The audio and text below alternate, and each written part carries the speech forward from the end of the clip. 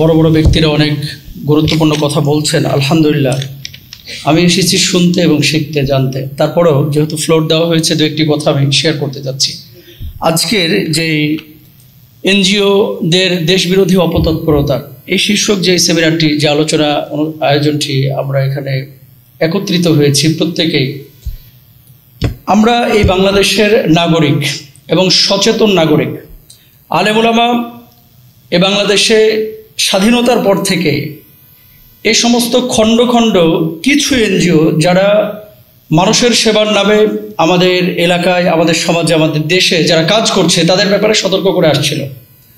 যখন আলেমরা সতর্ক করেছিল, অনেক সময় হামলা মামলা এর মুখোমুখিও হয়েছে, অনেকে জেল পর্যন্ত খেটেছেন। কিন্তু পরবর্তীতে এখনকার সিচুয়েশনটা আলহামদুলিল্লাহ পরিবর্তন হয়েছে। সাধারণ বুদ্ধিজীবী যারা, তারাও বুঝতে পেরেছে যে এনজিওরা, কিছু এনজিও, এই প্রতিষ্ঠান বাংলাদেশে এরা সেবার মোড়কে আসলে ইসলাম বিদ্বেষী এবং স্বাধীনতা বিরোধী কর্মকাণ্ড এ বাংলাদেশে করছে। সবাই একমত কিনা বলেন? প্রিয় ভাইরা আমার, আপনাদেরকে একটা জরিপ আমি দিতে যাচ্ছি, সেটা 2011 সালে এবং ইসলামিক ফাউন্ডেশনের সূত্রে এটা বলা হয়েছে। 10 আগস্ট দৈনিক ইনক্লাবে খ্রিস্টান বানানো হচ্ছে উপজাতীয়দের শিরোনামে প্রকাশিত একটি প্রতিবেদন থেকে সেখানে উল্লেখ করা হয়েছে দেশের বিভিন্ন অঞ্চলে 45টি উপজাতির অস্তিত্ব রয়েছে। এর মধ্যে 3 পার্বত্য জেলায় 14টি এনজিও কোম্পানির উপস্থিতি রয়েছে। 3 পার্বত্য জেলায়। এখানে উপজাতির 30.57% চাকমা, 16.60% মারমা, 7.39% ত্রিপুরা, 6.16% অন্যান্য উপজাতি। এবার আসেন খ্রিস্টানদের সংখ্যা, বৌদ্ধদের সংখ্যা এবং মুসলমানদের সংখ্যা কত। সেই সময় তথ্য অনুযায়ী শুধু বান্দরবান জেলায় মুসলমানের সংখ্যা ছিল 1,47,062 জন, যেখানে খ্রিস্টানের সংখ্যা ছিল 1,03,997 জন। দেখেন, তার মানে মুসলমানদের সংখ্যা এবং খ্রিস্টানের সংখ্যার মধ্যে তেমন কোনো তারতম্য ছিল না। যদি ইকুয়াল করেন, সামান্য কিছু তারতম্য ছিল। বৌদ্ধদের সংখ্যা ছিল 30,546 জন, হিন্দুদের সংখ্যা ছিল 10,796 জন। 2 দশক আগে এ জেলায় বৌদ্ধ ধর্মের অনুসারীরা সংখ্যার দিকে 2য় স্থানে থাকলেও এখন তারা 3য় স্থানে চলে এসেছে। কারণটা কি? কারণ হচ্ছে তারা যেভাবে মেহনত করছে, এনজিওগুলো যেভাবে এই সমস্ত অঞ্চলে কাজ করছে, যদি এদেরকে এখনই প্রতিরোধ গড়ে তোলা না যায়, তাহলে আমাদের সার্বভৌমত্ব এবং আমাদের দিনের ওপরে অবশ্যই তারা আগে থেকে যেভাবে আঘাত করছে, পরিপূর্ণ শক্তি নিয়ে তারা আঘাত করবে। আরেকটি কথা আপনাদেরকে বলে রাখি, হয়তো আমি খাচ্ছি, আমি পড়ছি, আমি ঘুমাচ্ছি, আমি তো ভালোই আছি, এগুলো নিয়ে ভাবার টাইম কোথায়?